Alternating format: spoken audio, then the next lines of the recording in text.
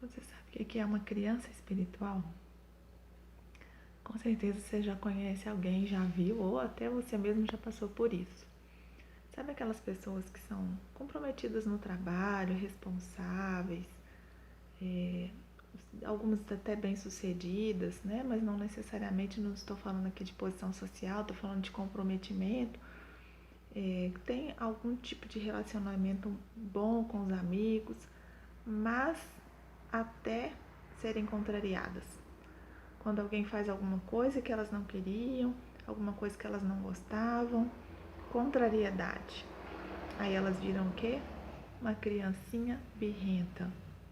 Não sabem lidar com a contrariedade, com os seus próprios sentimentos. E isso também é falado muito como inteligência emocional.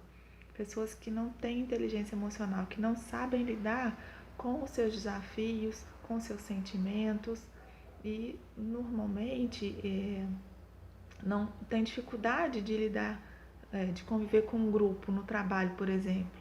São ótimos profissionais, mas que não têm controle emocional. São crianças emocionais, né, e espirituais. Por quê? Porque estão num corpo de adulto, estão tendo comportamentos de adultos, mas até que aconteça alguma coisa fora do controle.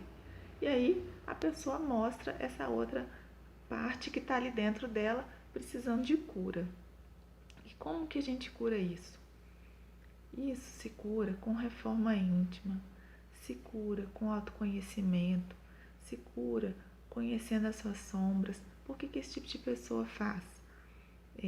Ou a gente também já em algum momento pode ter feito isso, porque às vezes a gente sai alguma situação do controle ou alguma coisa acontece que não era o que a gente queria e a nossa primeira reação é o quê? Né? A revolta, é a birra, é a briga. A gente vira a criancinha birrenta, a criancinha mimada que uma coisa não aconteceu do jeito que a gente queria.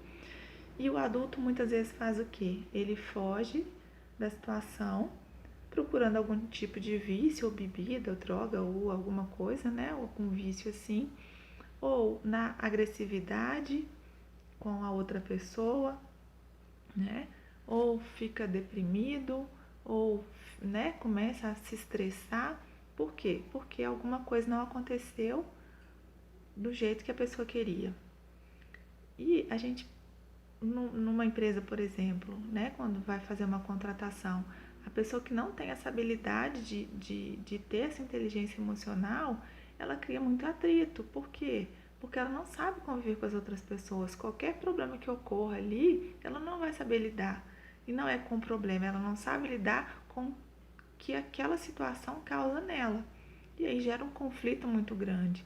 Então, hoje, uma característica muito importante das pessoas é ter inteligência emocional na vida.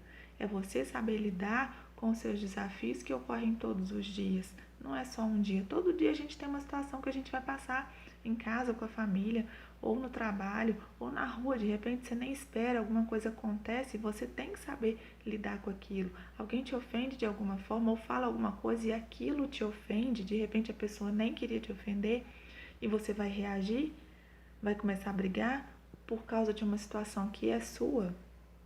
Então, a gente precisa começar a crescer.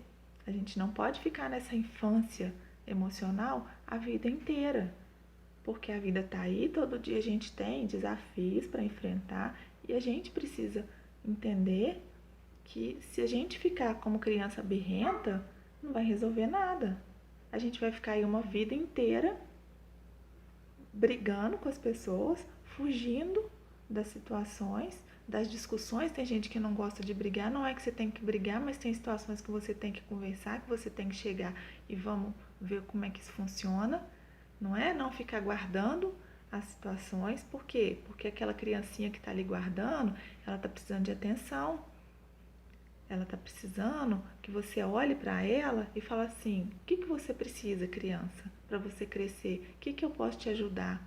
Como que a gente vai fazer para você sair dessa birrinha, desse controle? Porque a gente não tem controle de nada.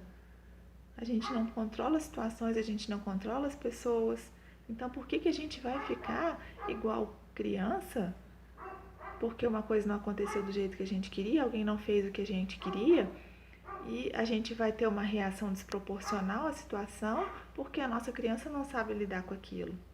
Então, a gente precisa, o mais urgente possível, começar a olhar, é o que eu falo toda vez, olhar para dentro, começar a se conhecer, começar a reconhecer os seus limites, o que essa criança sua está precisando, para você ter uma qualidade de vida, para você conseguir conviver tanto com as pessoas que são assim, né, que tem essa criancinha birrenta dentro, e a gente também às vezes, quando é contrariado ou quando acontece alguma coisa que foge do nosso controle, a gente saber que não é o fim do mundo, que a gente não precisa ficar ali batendo pezinho, falando assim, porque eu quero isso, porque eu quero desse jeito, porque tinha que ser assim. E a gente esquece que os planos não são nossos. A gente não faz plano nenhum.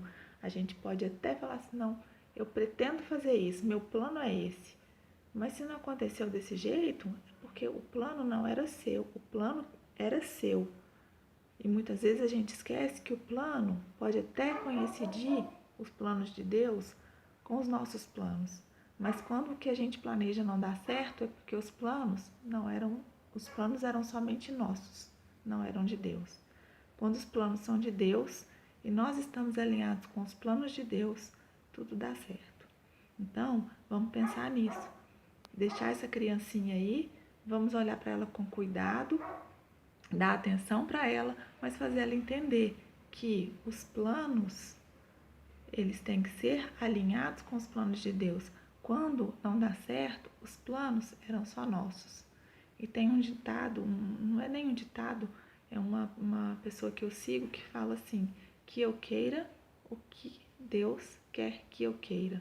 Porque quando a gente quer o que tem que ser feito pra gente, a gente não fica resistindo, a gente não fica brigando com o que não é pra gente, a gente fica muito mais tranquilo, a gente fica muito mais em paz, certo?